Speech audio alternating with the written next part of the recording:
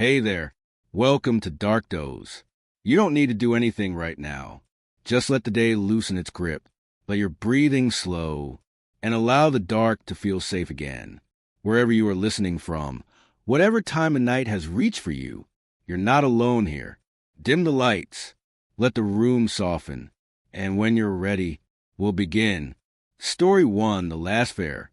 The request arrived at 11:48 p.m., not with a sound, but with a soft vibration against the dashboard, the kind that feels louder in the quiet hours, when the city pretends to sleep but never truly does.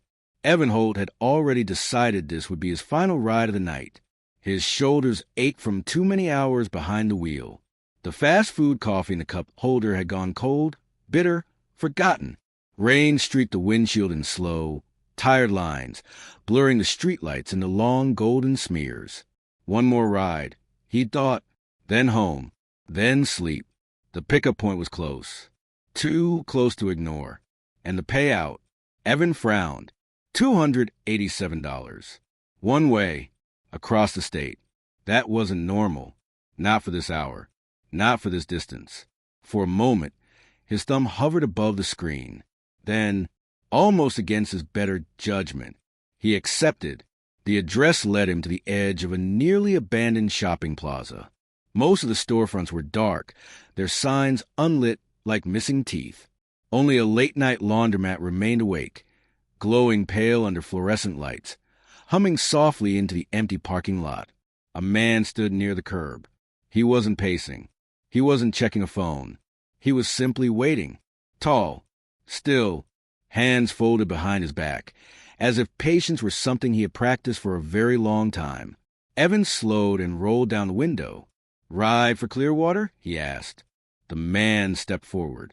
His movements were calm, measured, deliberate. "Yes," he said. "Thank you for coming so quickly, Evan." Evan's fingers tightened around the steering wheel. He hadn't introduced himself yet. "No problem," Evan replied, forcing a casual tone. "Long drive, though. You good with that?" "I wouldn't have requested it otherwise." The man opened the rear door and sat behind Evan with quiet precision. The door closed, too softly. As they pulled onto the highway, Evan glanced at the rearview mirror. The passenger's eyes were pale. Not cold, just observant, as if nothing escaped them. Not the road, not Evan's reflection, not the subtle change in his breathing. They drove in silence. The city lights faded behind them, replaced by long stretches of darkness. Yellow lines slipped beneath the car like something being quietly erased. After several minutes, the man spoke again. "You've been driving nights for a long time," he said. Evan shrugged. "Comes with the job." "Yes," the man replied, "and with certain habits." The words lingered. Then, softly, "Do you ever think about the things people leave behind, when they believe they're only taking a short trip?" Evan didn't answer. The silence grew heavier. Somewhere behind them, the last of the city disappeared. Ahead, the road waited. "Turn left at the next light," the man said calmly. "That's not downtown," Evan replied. "No," the man agreed. "It isn't." Evan turned anyway. Warehouses replaced storefronts. Chain-link fences replaced sidewalks. The lights grew sparse, the shadows longer. "Here," the man said. Evan pulled over beside a loading dock surrounded by rusted containers. The kind of place the city forgot on purpose. Turn off the engine. The silence afterward felt thick, heavy. Wind whispered through distant structures. Traffic hummed far away, uninterested. "You know what the worst part is?" the man asked softly. Evan stared straight ahead. "It isn't dying," the man continued. "It's waste." He leaned forward. Lives that could have mattered. Lives that could have changed others. In his hand was a blade. Small, clean, familiar. She wanted to teach, the man said. She believed children could become anything. Evan swallowed hard. She would have shaped hundreds of lives. Instead, she became a statistic you tried to forget. "I was sick," Evan whispered. "I was addicted." The man tilted his head. "And the photographs? The keepsakes?" "That wasn't addiction," he said quietly. That was enjoyment. "I'll give you a choice," the man said. "Tell me where they are. Every place. Everybody. Do that, and it ends quickly. Refuse, and you'll learn exactly how they felt." Evan closed his eyes. Years collapsed into exhaustion. Running had finally cost more than stopping. "There's an old road," he whispered, "near the trail. Leads to a lake." The man nodded. "That matches what I already know." Evan laughed weakly. "Will it be fast?" The man met his eyes in the mirror. "As fast as you were." Pain flared. Then lightness, as if Evan were drifting upward, watching his life conclude with surgical precision. His last thought wasn't fear. It was understanding. By morning, the city moved on. Rides were requested. Drivers were rated. Profiles were checked. Evan Holt's account showed no issues. Until it quietly vanished. Another ride completed. Another transaction settled. Justice, it seemed, kept its own records. Crescent Moon Dark Doze, soft close. You don't need to hold on to this story. Let it drift. The road is quiet now. The night is wide. And nothing is asking anything of you. Just rest. When you're ready, we'll continue. Story 2. The recorder was an impulse purchase. One of those small decisions that feel meaningless at the time. The kind that quietly rearrange a life without asking permission. Veronica bought it on an ordinary afternoon, drawn in by a narrow electronics shop she didn't remember seeing before. The sign was faded, the window dusty, yet something about it felt expectant. Inside, the air smelled faintly of plastic and old paper. She didn't know why she needed a recorder. She didn't work in journalism. She wasn't a musician. She had no plans to record anything at all. Still, when the clerk placed a small digital device on the counter, Veronica felt a strange certainty settle into her chest. This is important. She paid in cash. She left without a receipt. And by the time she reached the sidewalk, she could no longer remember the clerk's face. That night, Veronica slept deeply, deeper than she had in months.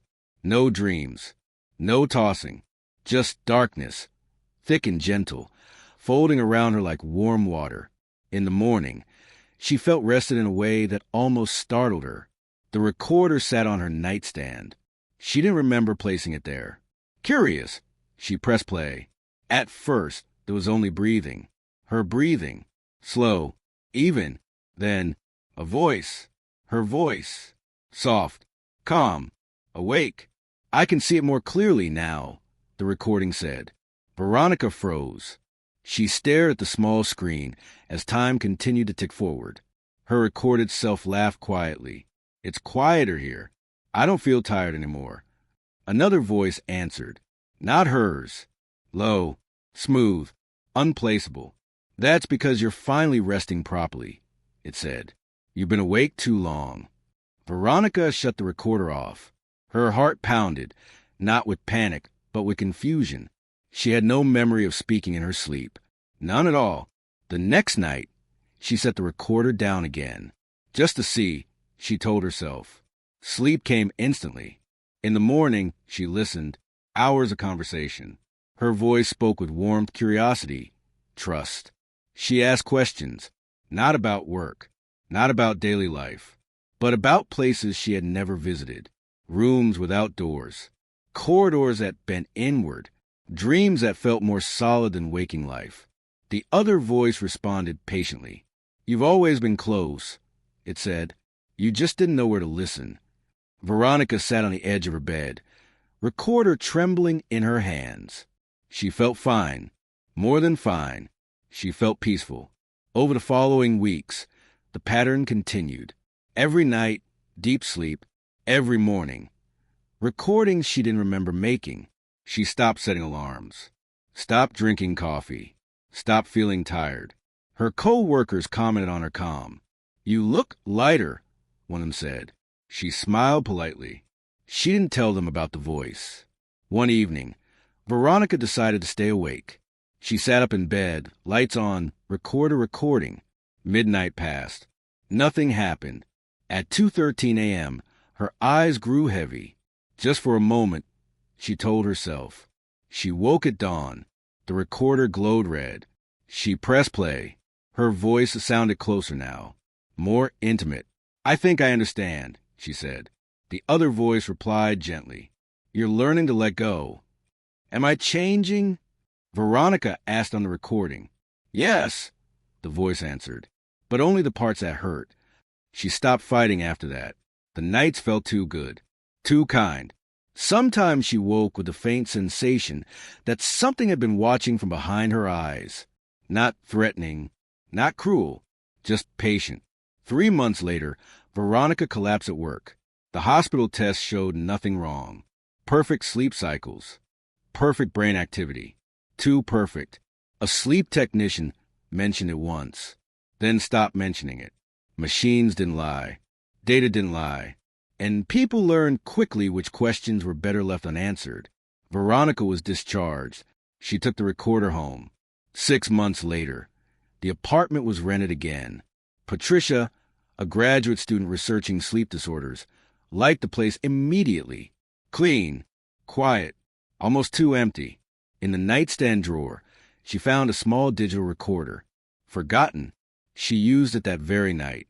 Weeks passed before anything unusual appeared.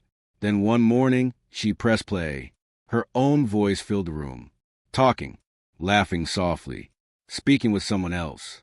A second voice, calm, warm, familiar. "I've been dreaming of places I've never been," Patricia's recorded self said. "They feel more real than waking life." "How fascinating," the other voice replied. "Tell me more." Patricia listened, uneasy and intrigued. That night, she went to bed early. The recorder glowed red, and somewhere behind her eyes, something patient stirred. Ready to begin again.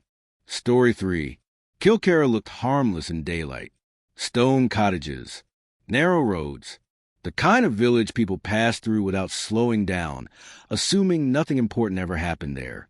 Even standing in the square that morning, I almost convinced myself I had imagined the rules, the fear, the way the town sealed itself every night like a closing eye. Almost. At sunset, it began again. Not gradually, not naturally. Every curtain drew at once. Every shutter closed. Every reflective surface vanished as if rehearsed. Windows went dark in perfect unison. In Kilcara, mirrors were not broken after sunset. They were erased. My mother caught me once, standing too close to a basin of uncovered water. The look on her face stopped me before she spoke. Fear, not anger, raw and immediate. "No reflections," she whispered. "Ever." That was how the rules worked here. Not explained, not debated, passed down through tone and silence. I was 11 when Mrs. Dooney finally said the word. Fetches. She told me they weren't spirits or demons. They didn't arrive screaming in the night or tearing people apart. They learn you, she said. Every habit, every weakness. And when they're ready, they replace you. I laughed. No one else did. At 16, I stopped obeying. It began with staying awake after sunset, watching the village pull itself inward. Doors locked, lamps dimmed, even voices softened, as if sound itself could attract the wrong attention. That's when I noticed something else. No one in Kilcara truly aged. Gray hair appeared. Yes, wrinkles too, but their eyes stayed sharp, awake, watching, as if time touched everything except whatever lived behind their gaze. The mirror arrived on market day. Tall, clouded, framed in dark wood worn smooth by centuries of hands. Beautiful in the way old things are when they've outlived too many owners. Half the village tried to buy it. Mrs. Dooney begged. Before I understood what I was doing, I said, "I'll take it." Her face drained of color. "You don't understand," she whispered. That night, I waited for fear, for whispers, for movement, for anything. Nothing happened. Then my reflection blinked. Not late enough to be a mistake. Just wrong enough to matter. It smiled. Not the way I smiled. "You don't look how I imagined," it said, using my voice. "You're younger, less worn." My heart hammered. "You think I'm here to steal your life," it continued softly, "but you've been told the story backward." She told me the truth. Centuries ago, Kilkara learned how to separate life from death, how to step out of endings, how to leave mortality behind like a coat hung on glass. They didn't disappear. They reflected. The people I love weren't originals. They were shadows, living on borrowed time. And I was the debt. If you break the mirror, she said, I go free, and you take my place. I walked the village that night. Every shop window told the same story. Faces behind glass, watching, waiting. When I came home, the choice was already made. I lifted the hammer. The mirror didn't shatter. It cracked, slowly, like something alive finally letting go. We stepped forward together. And then I was looking out from the wrong side. Weeks passed. I watched her live my life better than I ever had. Kinder, calmer, honest in ways the village had forgotten how to be. And then the others began to age. Lines appeared. Hands trembled. Time reclaimed what had been stolen. One by one, they returned to mirrors, not screaming, not resisting, relieved. Kilkara emptied itself. When she finally left the village, she didn't look back. I remained, watching, holding the truth where no one else could. The fetches are real, just not the way the stories say. Sometimes, late at night, when no one is left to listen, I whisper our story into the empty houses. So the truth never fully disappears. Because some debts can only be paid once. And some reflections never forget who they used to be.